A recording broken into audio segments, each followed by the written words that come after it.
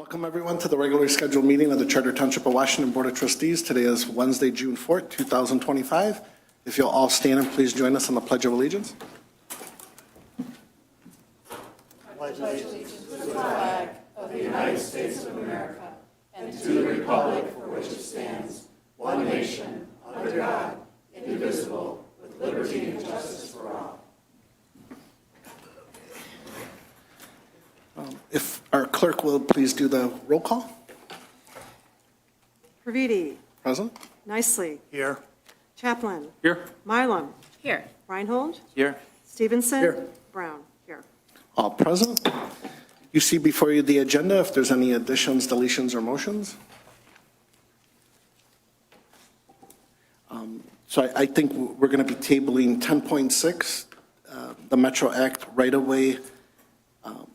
Our attorney, Christine Anderson, informed us we're still waiting for some DPW and Right. legal. We were advised to make a motion to table item 10.6 for additional review by DPW and legal counsel. That's item 10.6. We're going to table it.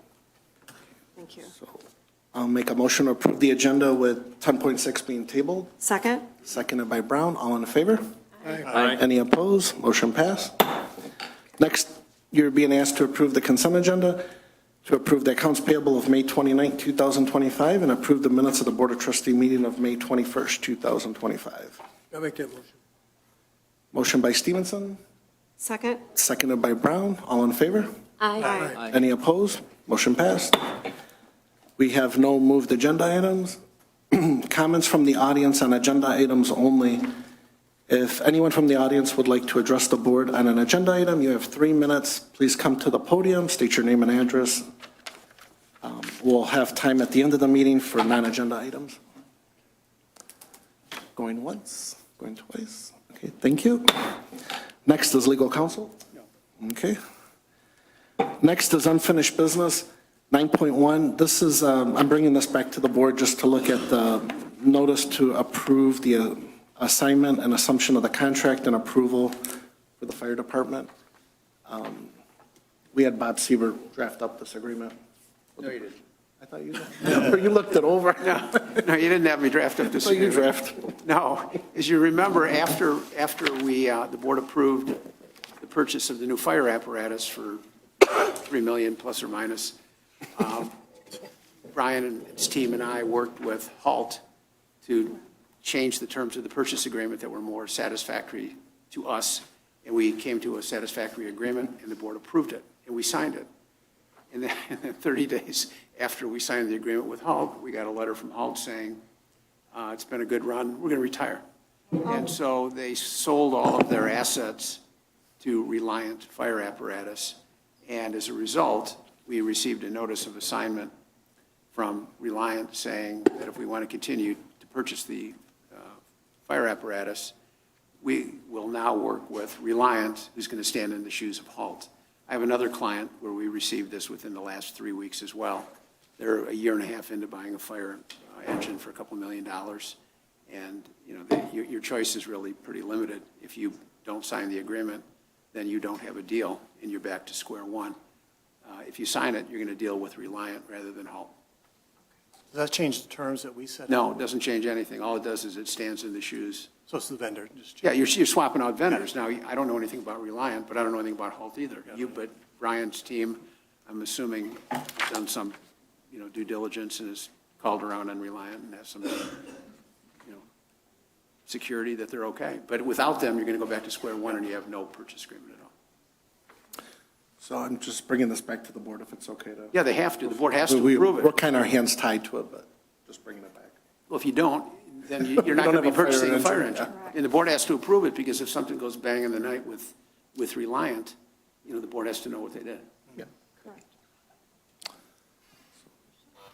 Any questions or motions? I'd like the motion to accept the new contract for assignment and assumption contract approval for HALT, or with HALT.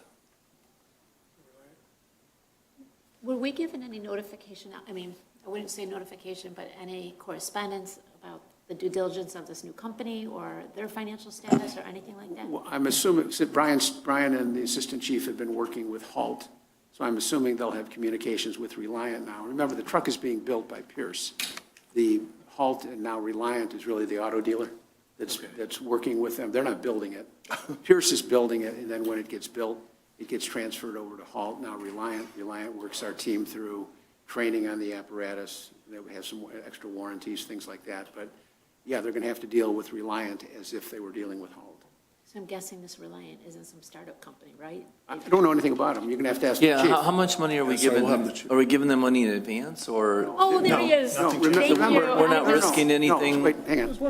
Remember, the deal that we struck last time, we don't owe them a penny until such time as that truck is in We're just putting our construction. name in. Okay, so And we've approved we're it. not No, risking anything. that was the concern I had on the first agreement, that you were writing a check. Okay. And it was going to be almost 3 years before you saw the product. That's not a good way, in my view, to do business. A lot of things can happen in So 3 years. we flipped that agreement around and said, I'll tell you what, you give us a truck and we'll write you a check.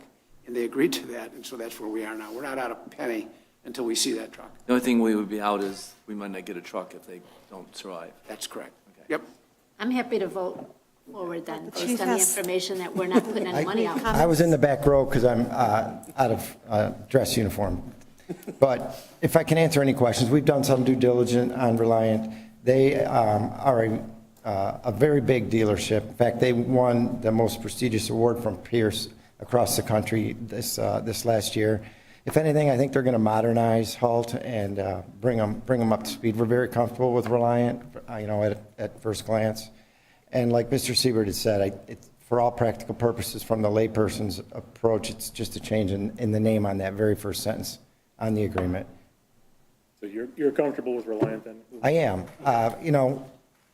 We have not done business with them. They represented other parts of the country, but they're coming into Michigan. And from my view, I can't imagine a better acquisition. I know what they are as a dealer, they're not assembling the truck, so it's just Right. Eldor Force or And really, Force. the only thing that really changed at Halt, two things, the name and the owner. Yeah. All of the service reps, the technicians, and our sales individuals, the same. And probably their email will change, but, This is good. Thanks for being here. And well, no, I appreciate the questions, thanks.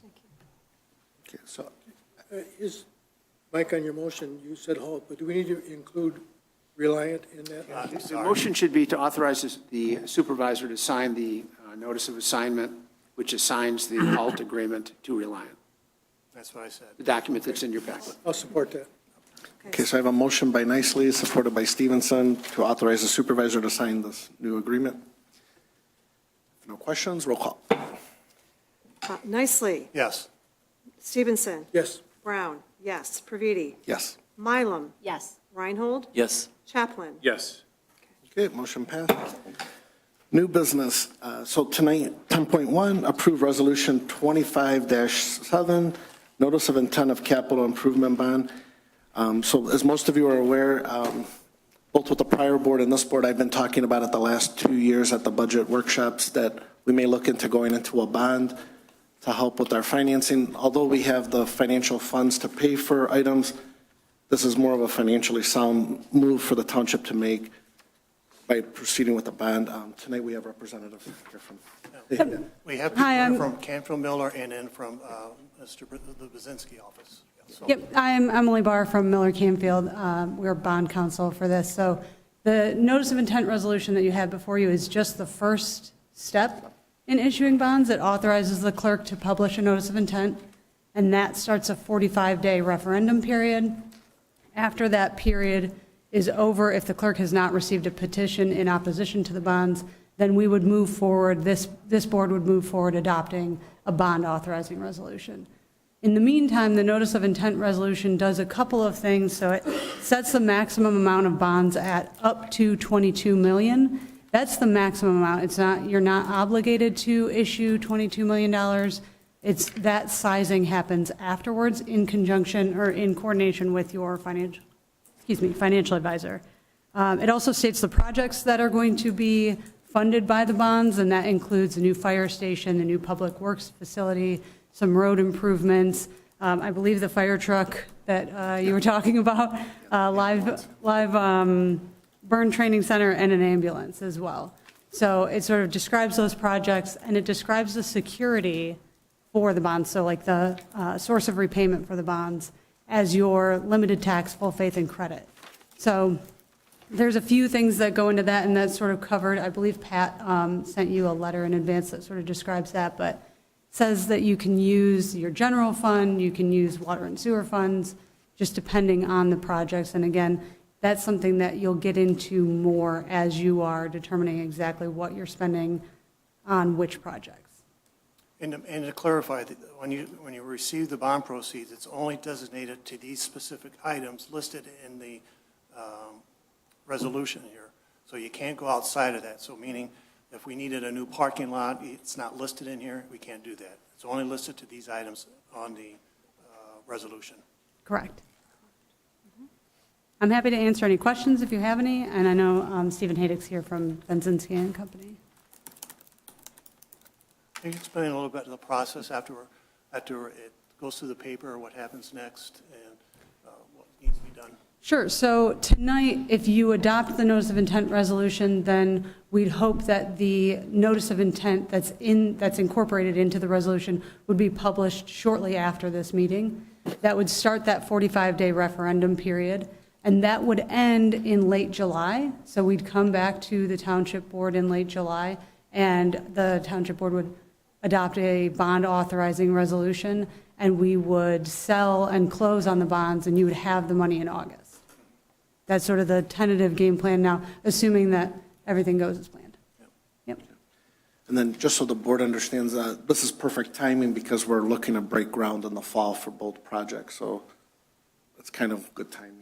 Yeah, that's a good point, actually. Triggered me to think, this resolution also authorizes you to reimburse yourself for some of the costs that you're incurring now, engineering, and then any hard construction costs that come up. So you'll have the opportunity. And the bond's still good for when the fire truck arrives and all that? Was that 3 years from now? That's included in the project, so the proceeds are designated for paying for that, yes. Okay. There is a time frame where the bonds need to be spent. However, if it's allocated already, or if you're not exceeded the arbitrage limit, then we'll be all set. Yes. Okay. Quick question, on the letter of intent in the newspapers, how often does it have to be published? Has to be published just once, but it has to be a quarter page, and you have to sort of emphasize, and I know if the resolution gets adopted, and I know Pat will emphasize it as well, it really has to be a quarter of a page, and sometimes you have to remind them. So I know this is probably my first time voting on something that gets published in the paper. If I'm wrong, tell me, but, so I see that it's in the Romeo Record, but I'm concerned that, like, we got that email from a couple of residents just recently saying that they're not getting enough information, feel like we don't publish it in the appropriate places. Should we think about publishing in the Macomb Daily instead for a broader outreach? We have the freedom to choose both papers, so it doesn't matter. So should we consider going with the Macomb Daily? I'm fine with you. Well, the Record is a once-a-week paper. The Macomb Daily, I feel like, has a stronger readership, and I don't want to get in a position where residents feel like they're not getting the information they want, and I don't want to look like we've not put that out there for them. So for me to feel comfortable, I would love to see it go in the Macomb Daily, something that's more inclusive. You can always do both. Well, why do we have to spend money on both? We don't have to spend all the. Well, because some people. Because we've Some people always done do the the Romeo daily. Record, but I do agree it's a good idea to probably do both. I think we need both. I agree with that. Thank you. We can do that. Appreciate it. I agree.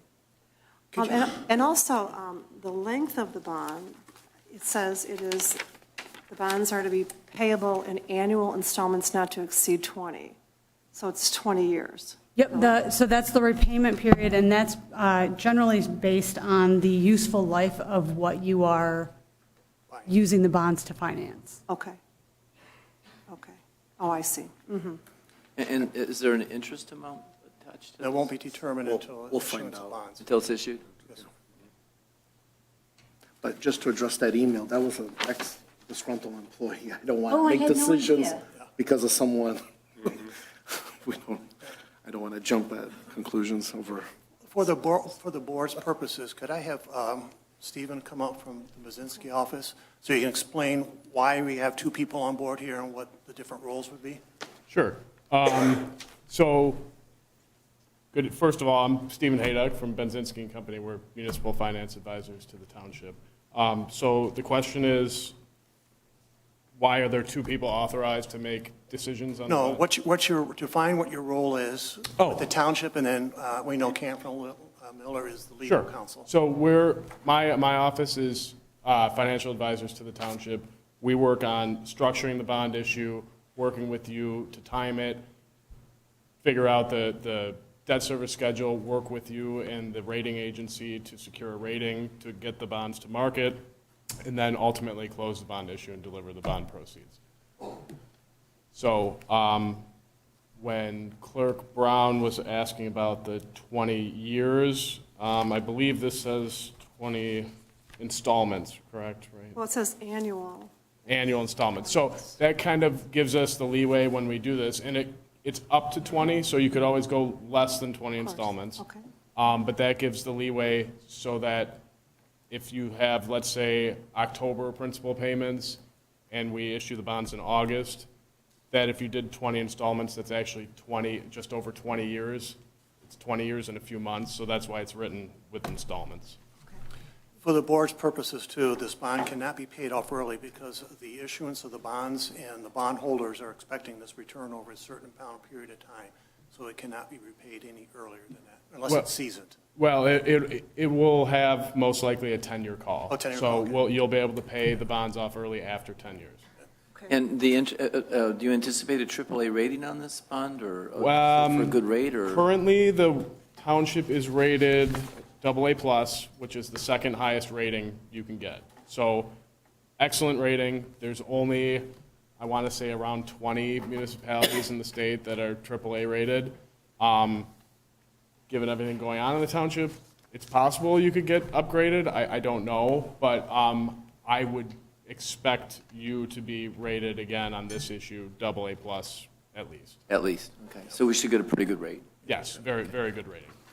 And also for the board's purposes, these funds can be invested. They just have to be reported as long as we don't exceed the arbitrage limit. So could you explain what that is so everybody has an idea on that? So there are spend down requirements that Miller Canfield knows the rules to better than I. But really, you're limited to earning interest on the bond proceeds until you spend it. You're limited to the bond yield. So what you're paying on the bonds, you're limited to because the IRS says these are tax exempt obligations. The IRS is losing out interest or tax on the interest payments. So they don't want you borrowing money and then earning above what you're paying out on the interest. But there are exemptions to that if you spend the money quick enough. You don't have to worry about it. And I don't want to put Mr. Prost on the spot, but maybe he can talk a little bit about that when we're up there.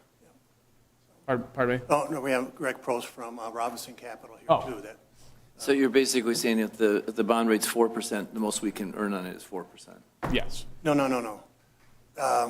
Let's assume, for example, we get a bond at 2%, which it was 10 years or 5 years ago when we got the last one. We all know interest rates went up.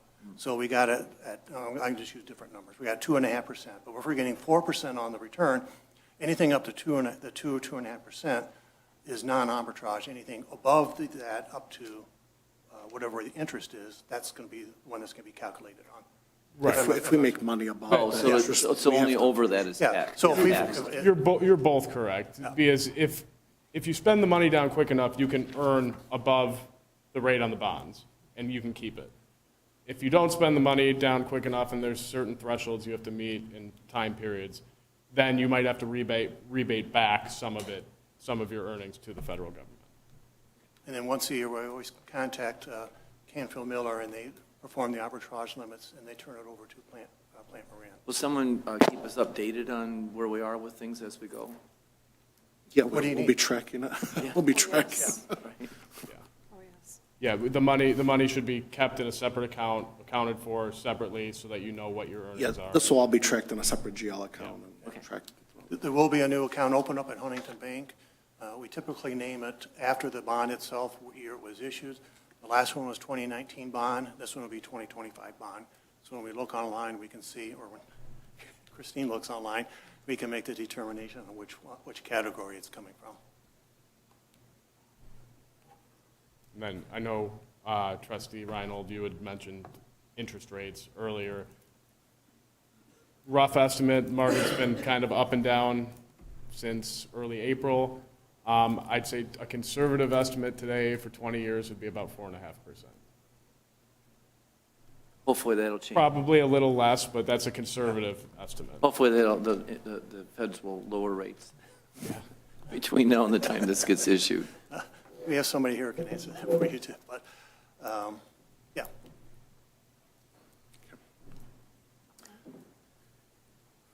Any other questions?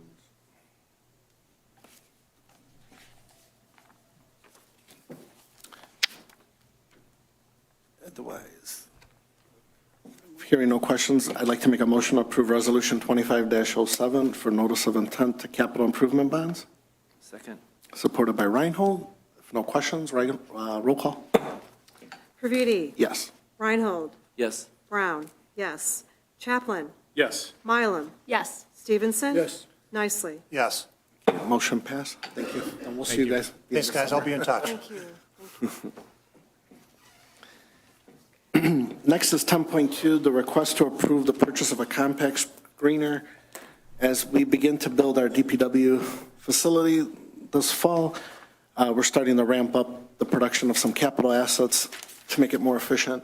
So Rich has been looking into screeners because we're always renting them. We've been looking at a screener. Part of my job is every time we do a job around here, I said I would take the millings, I'd take the stone, I'll take the topsoil. And now we have it over where the building's going to be built for the water and sewer or the DPW. Now I have to move it. But in the meantime, we purchase 100 to 200, 250 times a year for cleanup for topsoil and that from some of the local vendors here. There's, first of all, we don't want to get someone in there to bid it to do something that we can do. We're asking for a portable, not a big screener that we can move with our equipment that we have for ourselves. We can move it from site to site. And we're going to start using it. I mean, from day one, we'll start using the topsoil. We'll start using the stone. I mean, we do so many water taps and cleanups a year. This is, I mean, we were going to do it last year, but I think we ran out of time to do it last year to get it, to get it through. But now I have to move the material now off the site or farther away from the building now.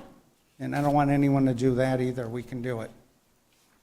So this is portable, this is diesel, this is not something that you're going to see on a semi-truck that we're going to be having to have an oversized load. This truck will be able to handle it. A 3/4 ton pickup, which we have, will be able to handle it.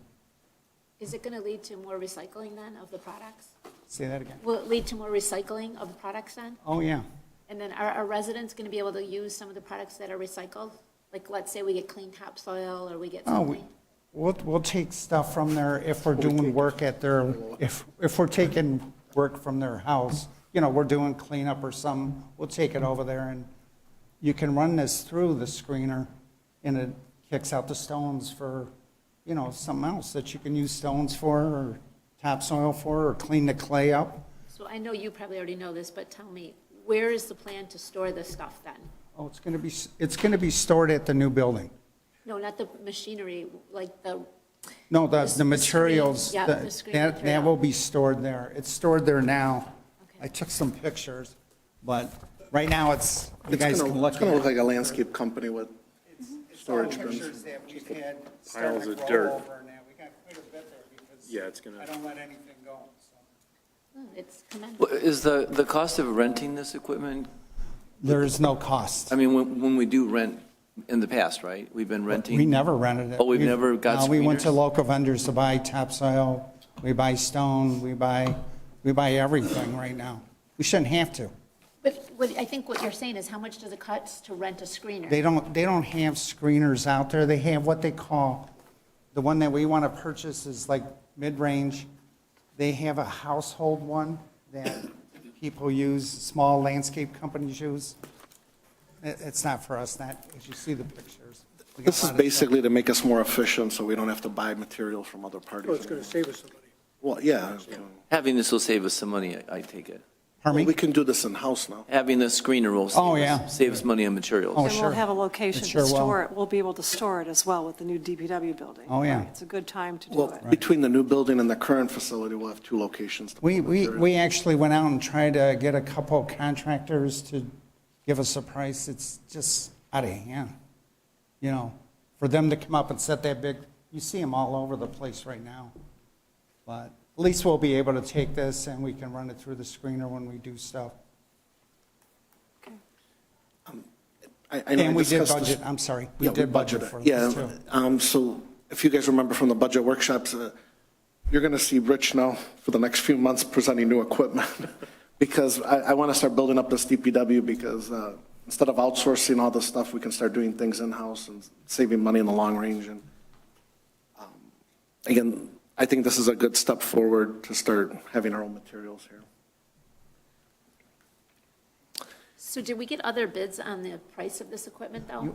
We couldn't get that size from another vendor, to be honest with you. Okay, we looked and we looked. Okay, you can get smaller ones, like I said, but that's not for us. You know, when I saw just the single source come in, I went online and I looked and I found a couple of these units for sale on some equipment supply places that were used. They were 2023 models, so they're a couple years old. They were in the mid to high $70,000, and they didn't include the middle product conveyor, which allows us to separate a third product out. They also didn't include any extra screens or shipping, so when you add all that back in, used units were right around the $90,000 mark. They were a couple years old and didn't have, you know, the equipment that we would want. I agree, I found the same research. Did you? Probably saw the used one in Wayne County, in Wayne. Right, I just want to make sure. Yeah. I know you're always doing a great job, but in order to answer the big questions, did we do our due diligence? Obviously, we did. I'm here to save the township money by doing this. I mean, it's a good thing to do, you know. I'll make a motion to approve the purchase of an EZ Screen 1200 XLS portable screener in the amount of $96,467.70 from Arcus Industries. Okay, motion by Stevenson, seconded by Mylum. No questions, roll call. Stevenson. Yes. Mylum. Yes. Reinhold. Yes. Brown. Yes. Nicely. Yes. Chaplin. Yes. Previti. Yes. Motion passed, thank you. Thank you. Thank you, Rick. Next is 10.3, award the GIS service bid. So we did put this out to bid. I passed out the bid sheets to everyone. So I met with Rich, Dana, Audrey Brown, our clerk, and even our deputy clerk, Mary. We went over the bids. You'll see them here. The average price was around $135. Again, we looked at the 4 in-house consultants that we have, Spalding, AEW, OHM, and Giffords. The overall consensus was to stick with OHM due to, we've had excellent service from them. We felt like changing vendors would cause another 6 to 9 month delay in projects when they're already in-house, and the committee is recommending to the board to continue service with OHM. I don't know if you want to add. Yes, and we also spoke Some- to, Rich and Dana, and also the clerk's department, clerk's office. We've used OHM, and they've done a fantastic job. The service is great. I know other vendors were very close as well in price, but to go with another vendor, Rich was estimating that it could be another $7,000 possibly to get us where we are right now. So to save $200 or $200,000, pardon me, 200, excuse me, it would cost us more in the long run, correct? That's what we decided. Also, some of the companies here were out of state, so we didn't feel that was efficient as well to go out of state. So You didn't want the honey badgers? Great name. Well, you know what, it was a really, They got name recognition. it was a really excellent bidding process. We actually had 13 bids that came in. One of them was past the deadline, so we couldn't use it, but, so we looked at 12 bids. Yeah, it So was some were great. out of state, so it was really an excellent bidding process, it really was. I don't want to thank OHM is here tonight if anybody has questions, but And I want to thank everyone that answered the questions. Mary, you, Oh. Dana. There were so many questions for this, you know. And I did it 7 years ago too, so it hasn't changed. I'll make a motion to approve and to continue GIS services with OHM. I'll second it. okay. Motion by Mylum, seconded by Reinhold. No questions, then roll call. Mylum, Yes. Reinhold, Yes. Stevenson. Yes. Reviti, Yes. Nicely, Yes. Chaplin, Yes. Brown, yes. Okay, motion passed. Thank you, board. Thank you, Thank you. committee. Next we have Kayla here from Spalding to Decker. As you guys are aware, we've been having her go through all of our ordinances and updating it. The next one's another favorite, sign ordinance amendment. So, I don't know if you guys have any questions for her, if you have. Did we make a lot of changes to the sign ordinance? It looks like we did. It looks that way. It's really not a ton of changes. The key thing here is that there have been a number of case laws recently in Supreme Court cases that affect First Amendment rights, connections to the sign ordinance, and how governments are regulating those. So that was the biggest change in why we reordered the ordinance. Other than that, our major intent was just to move the sign ordinance back into the zoning instead of the municipal ordinances to make it easier for applicants to find the information and standards. I can walk through those changes, or if you guys are comfortable, I can just answer questions. I know the planning commission approved this, correct? Yes, they recommended From the approval lodge. to the board. I've already read through it. I don't have any questions. Yeah. Me neither. If everybody's, We have an I awesome reviewed planning it. commission. If there's a case law change after we adopt this, how do we go back? Does it go back to the planning commission again to redevelop, and then it comes back to the board again? Yeah, so anytime we amend, it goes through that land use ordinance process. So it requires a public hearing at the planning commission level, which we had and didn't receive any public comment, and then comes back to the board for approval. But that's something that we watch for along with your legal team. So we keep you up to date on those things. Thanks, Caleb. All right. once, I was just going to make a motion to approve the adoption of the sign ordinance amendment. Support. okay, motion by Chaplin, supported by Stevenson. If no questions, roll call. Chaplin. Yes. Stevenson. Yes. Brown, yes. Previti, Yes. Nicely, Yes. Mylum, Yes. Reinhold. Yes. Okay, motion passed. How about, is there a number of days when this takes effect, or Yesterday. is it sometime days after? Yes, and I No, I'm can't just remember. trying Is it posting in the newspaper, maybe part of it, but yeah, it should be in your adopting ordinance. Chris Anderson will have already put it in the packet. There's a notice of adoption Yeah. of the zoning ordinance, which has to be published, and then it takes effect 7 days after. Some of these after. Thank you. Thank you. Next is 10.5, approve the annual Michigan Township Association membership renewal. Normally, this doesn't come to the board as part of, it's in our budget, it's an annual renewal. This year it came over the 10,000 threshold, that's why we're bringing it to the board. I believe this is a good thing to continue. We're part of 1,240 townships in the state. They do help us with online courses that are free. I know the 3 full-time, we use it a lot. They also are beneficial. They're kind of our lobbyists with the State House. Here locally, we have some gravel hauler, sand pits, and every year, the Senate and the State House and the State Senate try to take it away from local control. This is just one of the examples, and that they fight to ensure that we keep it at local control, so guys like Rich can monitor it here more locally.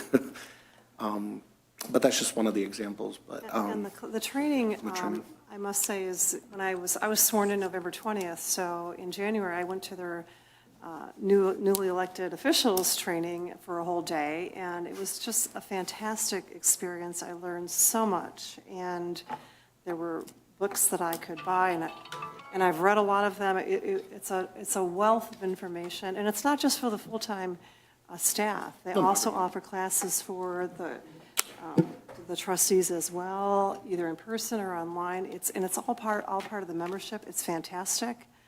And Christine, our Christine Carwin, our finance director, has also taken advantage of the classes as well. Here's Christine.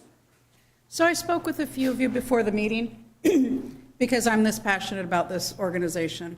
I recognize that I applaud you for reviewing the premium pass, which would put you over that threshold. But it gave me the opportunity to speak with you today.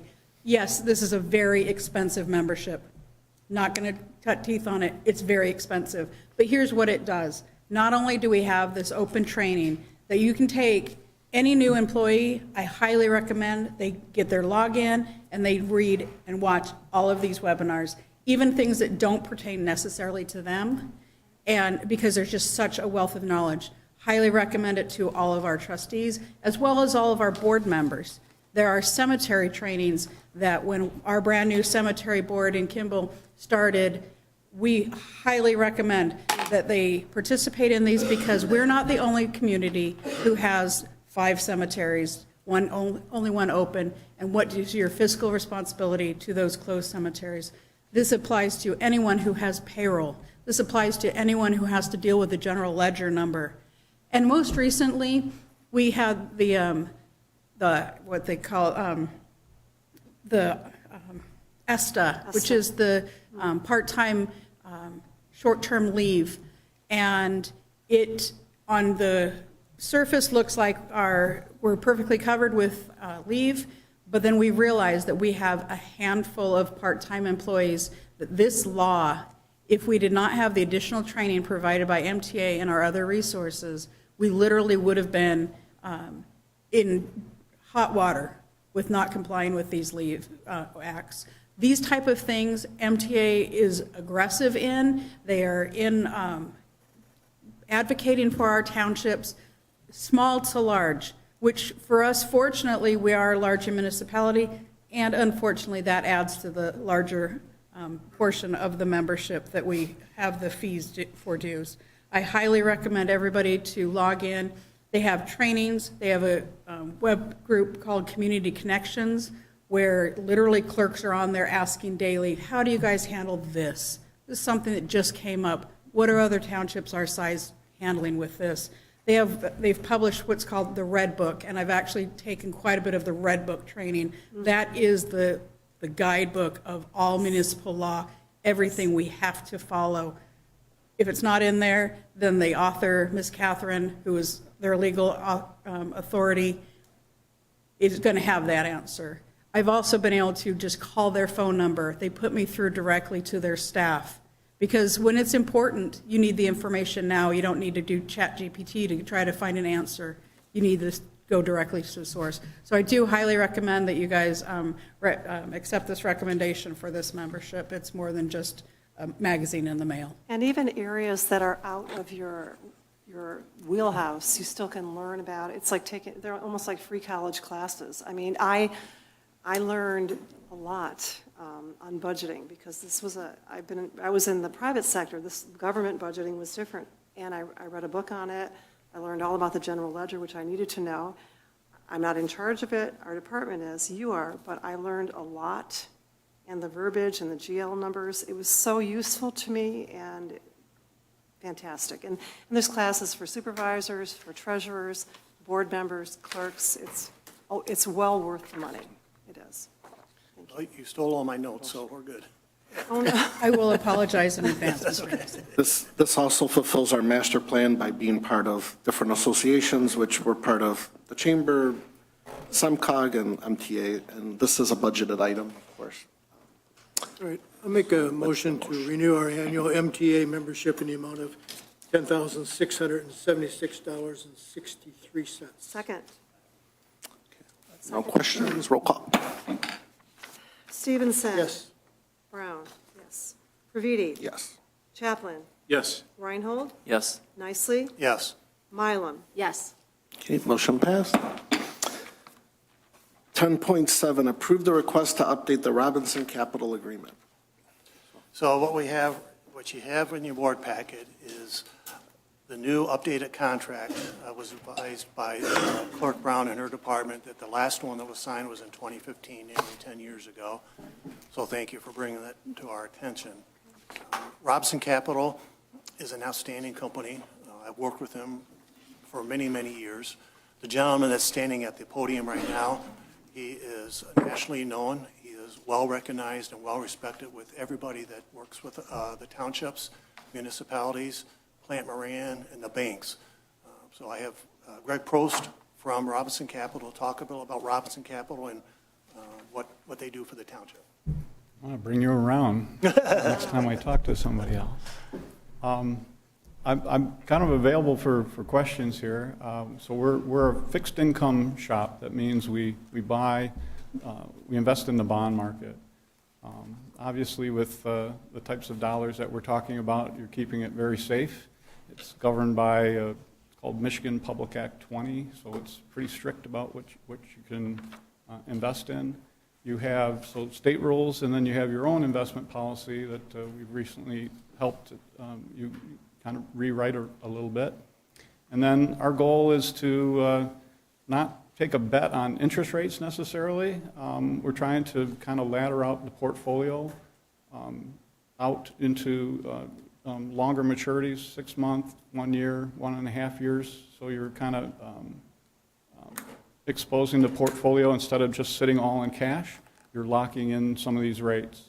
When interest rates fall, when you have a recession or a pandemic and interest rates fall real hard, then you still have securities out there earning a higher rate.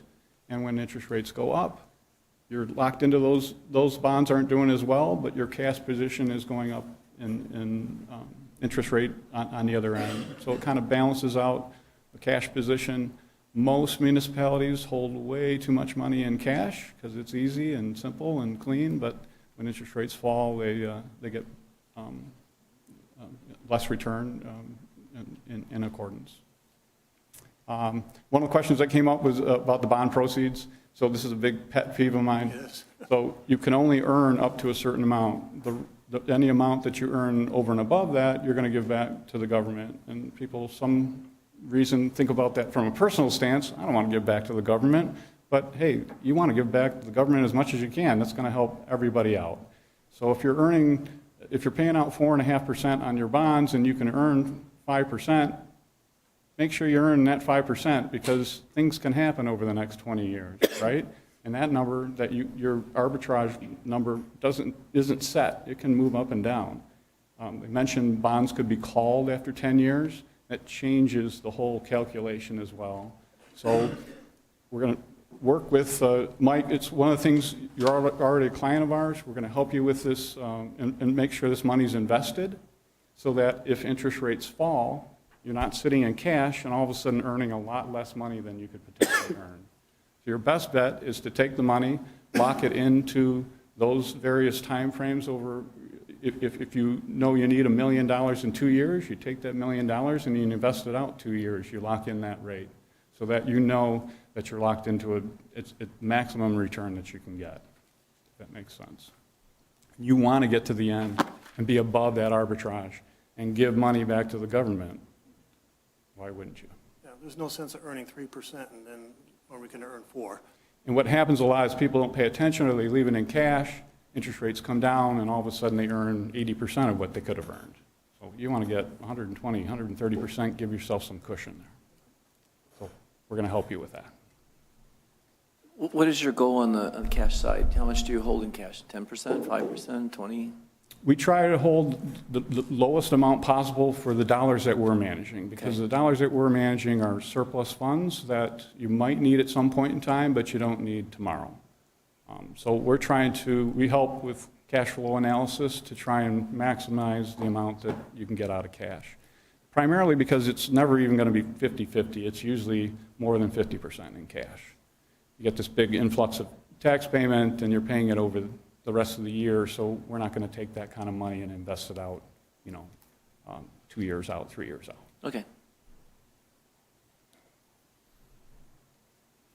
Just the other part, I think we have a contract with you, just to be up front, we get paid 15 basis points, What that means in normal terms is on the $10 million that we manage, we get paid $15,000 a year. Well, that was going to be my question. I was just looking at the fee schedules, and admittedly, I'm not the best person on municipal investments, but did you see anything in here that looks like it might be something to question, or are you happy with what you're seeing as far as fee schedules? Everything looks good. And if I read correctly, you predate Robinson with us, don't you? You were ambassador back in the day? I was. So you've been around the township for quite a while. Linda Varellen was originally. Okay. We manage 15 plus more other township communities in Macomb as well. Well, I'd like to make a motion to approve the request to update the Robinson Capital Agreement. Support. Okay, motion by Brown, supported by Nicely. If no questions, roll call. Brown, yes. Nicely. Yes. Previti. Yes. Stevenson. Yes. Mylum. Yes. Chaplin. Yes. Reinhold. Yes. Okay, motion passed. Thank you for coming. Thank you. Thank you. Highly respected Keep man. investing our money Thank you very wise. much. He does. We're on him. This as much as we can make, but not too much. I wouldn't exactly call it investing, but. Next is 10.8, approve the reappointment of Joanne Marino to the Romeo District Library Board as our Washington Township, one of our reps from July 14, 25 to July 14, 28. Joanne's here tonight. So Joanne has served one term with, yeah, he was for the library. Yeah. Did we get a commission off of it? No. Hi, everybody. My name is Joanne Marino. I know most of you. I've served as a trustee for the library for the last 3 years. Most notably, this last year, I served as treasurer and also worked on the ad hoc committee. And as some of you know, we're going to be expanding the library. This latest brochure that came out from the library outlines a lot of what we're doing with the Grosvenor Library. It's going to benefit children, teens, adults, and also the Friends of the Library. So we're expanding the area that they're going to be able to utilize and help the library. So we're very excited about the changes. I'd love to see, me as trustee and continue in this role and see the construction actually come to fruition. So the library is a wonderful resource, and I think I've represented the people of Washington well, and I'd love to continue in this role. So, any questions, concerns about the library? No, you certainly have, and the leadership there is really great. So thank you very much for doing it. And I'd like to make a motion to approve the, let's see, get the wording right on here. Support. Reappointment. Yeah, just approve the reappointment of Joanne Marino to the Romeo District Library from July 14th, 2025 to July 14th, 2028. Thank you. Support. Okay, so that's a motion by Nicely, seconded by Brown. If no questions, roll call. Nicely. Yes. Brown, yes. Chaplin. Yes. Mylum. Yes. Stevenson. Yes. Reinhold. Yes. Thank you. Yeah, I say yes. Yeah, that's my point. I just want to add, so the library's built up a strong fund balance, so all these additions are coming at no cost to the public. I mean, right, kind of a cost, but no additional cost. So you guys have managed the money efficiently to handle this construction. So thank you for your work. Yeah, thank you. Next is comments from the audience on anything, basically. Please come to the podium, state your name and address. You have 3 minutes. You can speak about anything, going once, going twice. Thank you very much. Elected officials update, community announcements. Do you want me to talk first? Yes, I have Supervisor Previti and I authorized an emergency purchase today for and we would have had Treasurer Nicely, but he was unavailable, but we did approve it. It is for the purchase of an intermediate distribution frame, IDF, like a racking system for our IT, our wiring and our equipment on the north side of the building. We had the racking system replaced on the south side of the building in December, and because we have a lot of service issues, a lot of slow speed and other issues, and that really took care of a lot in the building. However, in the north side of and that's where the clerk's office is, in the north side of the building where the supervisor is, the treasurer, DPW, assessing, a lot of other departments are on the north side of the building, and they have a problem with this internet speed. There's a lot of downtime, a lot of other problems, and we thought that the racking system, replacing most of that would help, but we still have issues over here. And it has a smaller racking system. It's a smaller project, but the wiring is like spaghetti. It's very hot. It runs very hot. It's almost a fire hazard. It's not a good thing. So VC3, our IT company, did a lot of diagnostics on the computers, the systems, and we got a quote from MDIS, who did the racking system on the south side of the building, and we thought it's just over it's $11,000, so it's just over the amount that we had to bring to the board. But right now, we wanted to get, Mohammed, I should say, is the rep from VC3 who's been helping with all the diagnostics and the computers. He's done a great job. And we saw him again today, and the recommendation was made that we really need to get in the queue for MDIS to help them, to have them correct the wiring, the racking system in the north side of the building. So we approved it, and so that we could get in the queue to have it done. And because it is a safety issue, service issue, and other things, and almost a fire issue as well. If you go back and look at the rack, it's very hot. We also have bottlenecks and a lot of other issues as well, so that's why we approved it today. What, do you want to tell me about? Oh, in the amount of, yes. Who did the initial installation? Who's responsible for what it is now? It's a long. Not VC3, It's like it's not VC3. over a decade. No, it's over a decade ago. Old. They're not the ones that did this? No, it's Okay. very old. Okay. We're trying to, and as. It's not even that. We're getting freezing on the cameras. Right, and as trustee No, I was just Chaplin- curious who created the mess. Well, it's just, They're long gone. even the amount is I don't want to give the work to VC3 if they did that. No. The amount is $11,642.82. And as trustee Chaplin is on the IT committee, we've talked a lot about, and he has experience with IT companies. He said that a lot of the issues that we're having with replacing racking systems and wiring and computers, it all has to do with us being a growing township. We have older equipment. We're trying to update things economically. And if you wanted to comment on that as well, that's something that we've seen. Yeah, I mean, we've got some old infrastructure that definitely needs updating. Yeah. And that's, any growing business, any growing township is a business, in fact, but, it's, you're going to have to make those kind of decisions. I guess, I'm looking at this again, and I know it's $11,000, and we've been spending $100,000 and allocating $22 million in bonds. But what is it, and I guess it's my fault a little bit, because I'm not up to speed on our purchasing policy exactly. Right. What is it that makes this an emergency other than just, because I know you guys wanted to get it done. I was just a little unclear on why it had to be done this afternoon.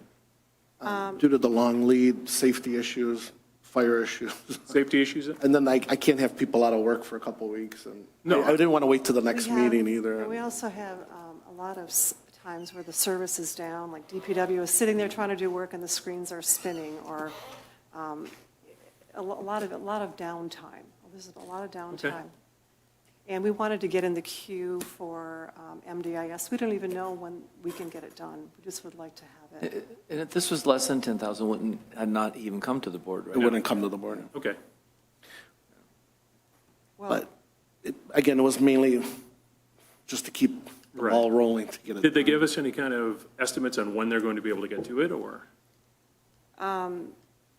We just. They put the order in. They put the order in. We're in the queue. We're hoping within the next couple weeks. weeks. Could be within a month or so, yeah.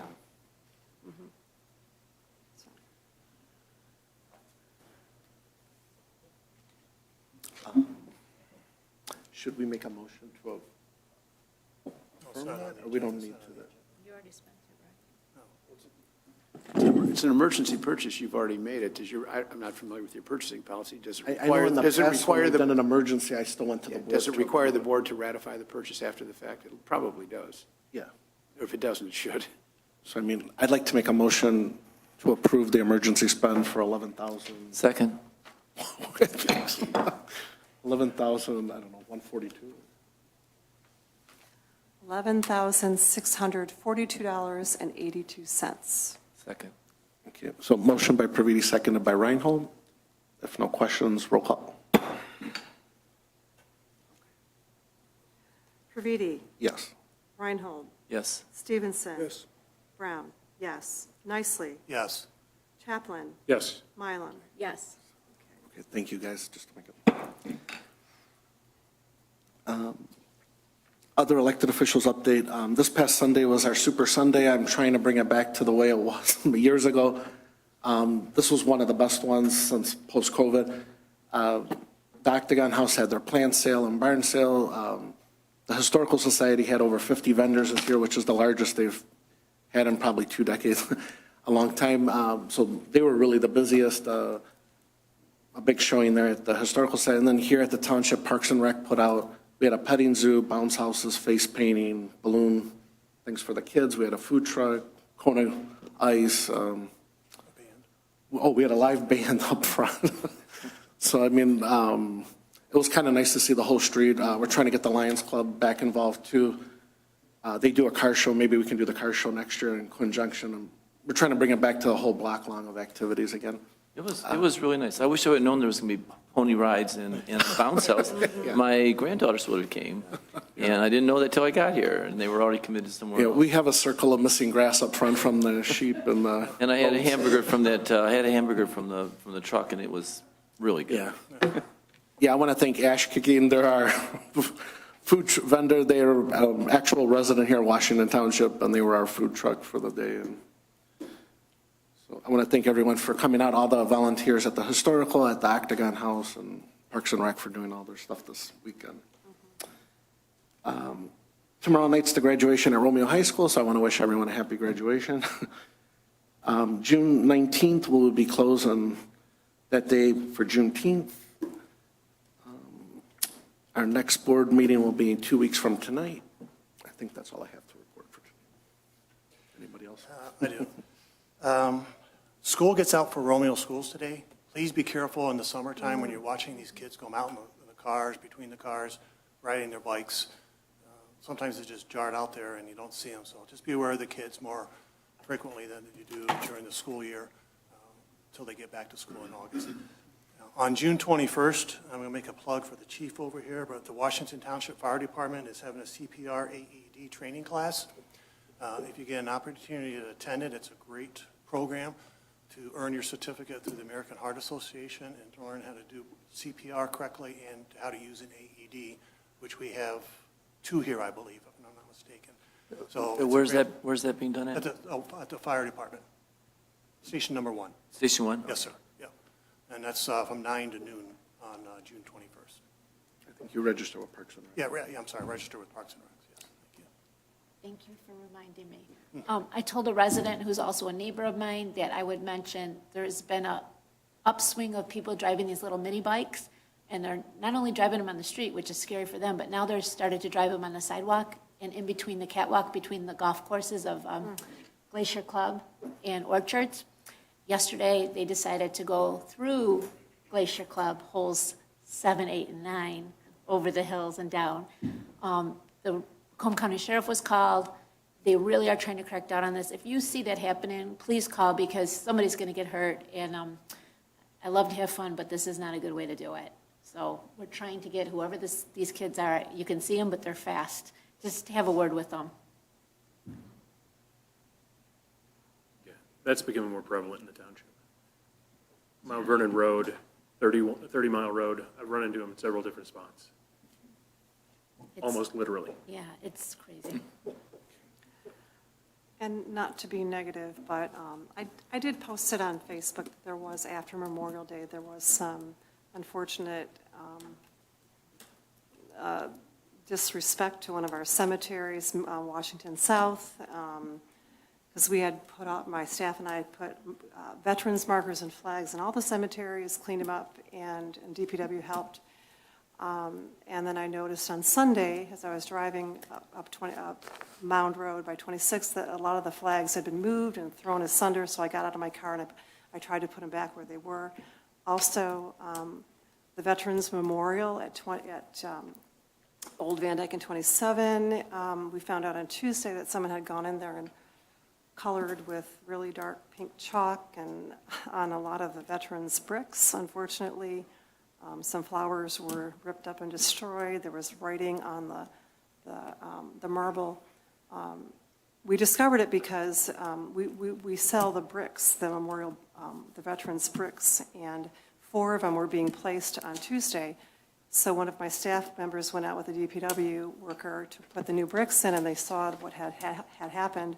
And luckily, DPW cleaned it up right away. But we have pictures of it, and it's quite, I didn't post because I thought it was kind of sad and disrespectful to those veterans, but if anyone has any knowledge of how that happened, they should contact the Sheriff's Department. And I know Washington Township is a very safe community, but there are some little pockets of unruly behavior that people should be held accountable for. So, thank you.